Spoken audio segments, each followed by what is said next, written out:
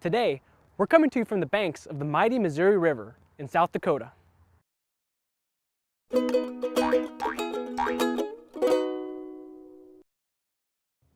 Welcome to the U.S. Fish and Wildlife Service's Conservation Connect, where we learn about conservation careers, species, and the kinds of technology we use to study and help wildlife. I'm your host, Louie Ocaranza. Today, we're coming to you from the Missouri River, also known as the Big Muddy, to meet a real-life dinosaur, a prehistoric fish that's alive and well, swimming in the waters behind me.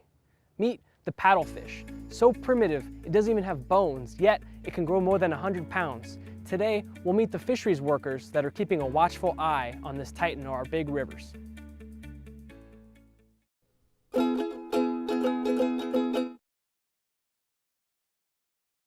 Here with me is fisheries biologist Sam Stukel with the Gavin's Point National Fish Hatchery. Sam, these are some pretty unusual fish. How did you get into this line of work?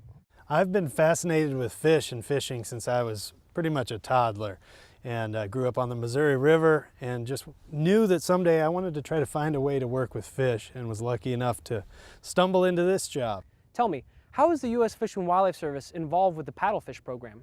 One big role the service has is in paddlefish propagation, raising and releasing paddlefish back into the Missouri River to keep the population strong and growing. Sam, can you tell me a little bit about the aquarium that we have on site here? Part of our public outreach program at Gavin's features a free public aquarium that has about 13,000 gallons of water, many different native species to the Missouri River ecosystem, and we get a lot of visitors through there.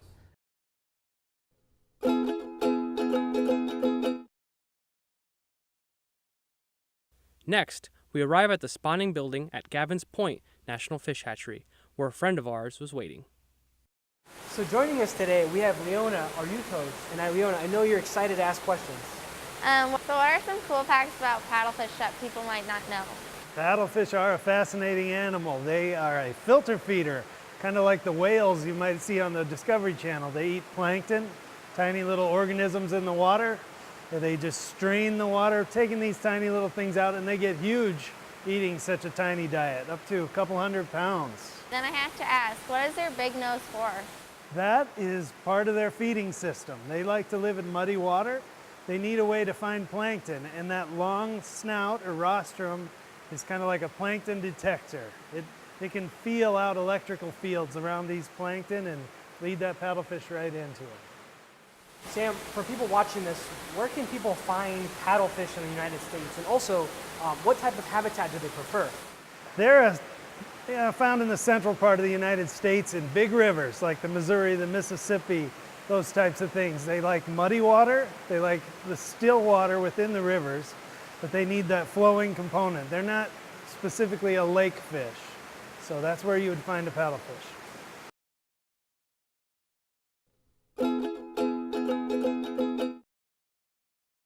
Sam, can you tell me some of the technologies and equipment you're using to study these paddlefish? Yeah, one simple thing we use, every single fish we stock is tagged or marked with a tiny little piece of metal that's injected into that long paddle nose, the rostrum. And that little piece of metal has some notches, kind of a code on it. When that fish is caught by an angler, we can recover that little tag, and it will tell us how old that fish is, where it came from, where it was originally stocked. And if you recover enough of those, you get an idea how this fish moves around in the wild. Cool, and we'll be able to see some fish today? We will definitely catch some fish today. We should head out to the river now before the rain comes. And, It's just this way? Take a look. Thank you.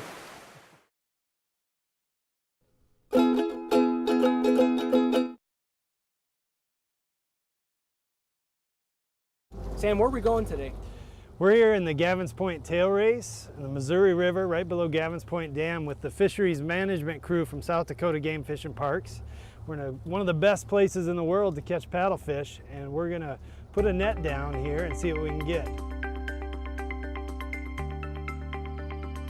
As you can see right here in the structure, this is a great place to catch paddlefish. They like to move upstream, and when they do, they run into this dam. So they kind of congregate here in the slower water.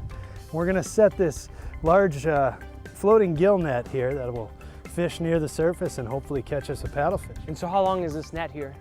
This is a 100-foot net. Just kind of feed out the floats.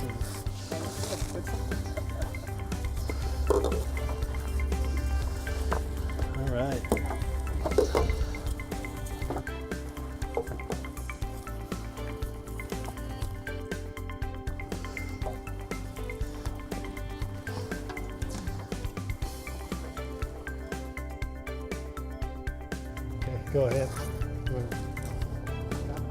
Looks like we have one here. The float's really bobbing. We're gonna grab right by this float and lift it slowly, see if the fish is still there.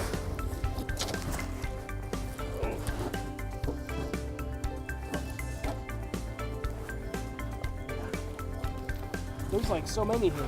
Just keep going, get them all in and get that net out of the water. That's the American paddlefish right there. Large mouth, no teeth, filter feeder, and a big old rostrum. So Sam, how do I use this thing here? Okay, you're gonna slide that switch on. Okay. You see the red light? This Yep. is just a metal detector. Similar to what they use at the airport. You're gonna move that back and forth across the tip of the rostrum or the snout and see if we get a beep. Right up there at the tip. Now we're not getting anything, try below. That would tell you that there's no little metal tag in the snout of this, and it's probably a fish that was born in the wild. Oh wow.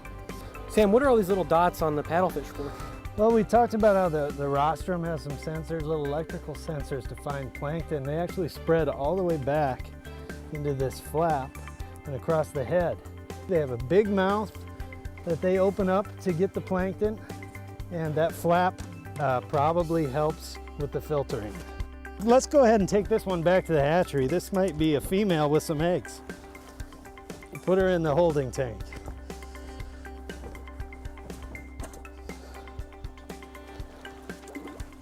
There you go. Back at the hatchery, we prepared to spawn the fish, which started with collecting eggs.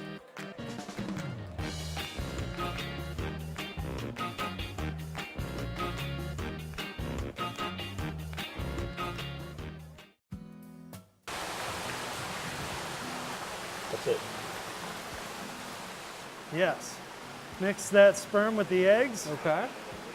and fertilization should happen really rapidly. And then I just mix it with this guy here? Yeah, we're gonna use a turkey feather because they're nice and soft, and we're gonna actually do that for 20 minutes. Oh, 20 minutes. 20 minutes of stirring. So this is a hatching jar, and these eggs will spend the next week in here, and bubbling and percolating and staying in constant motion. And this is where they'll hatch, and the fry, the newly hatched fish, will swim up once they hatch, and they'll actually get sucked right out of this little gray pipe into a long tube that will lead them to a holding tank.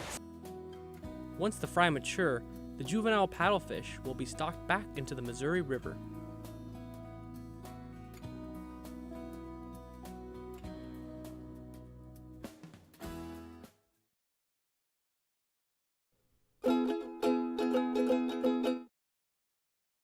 That was a lot of fun seeing what they do on the rivers and in the hatchery. If you learned something today, please spread the word to your friends and family about the paddlefish. We have paddlefish in the rivers of many states. These tremendous big river fish depend on clean water. Making sure you and your family dispose of chemicals like paints and cleaning products in the proper way will help keep the paddlefish swimming for years to come. Thanks, Leona, and thank you for joining us. We'll see you next time on U.S. Fish and Wildlife Services Conservation Connect.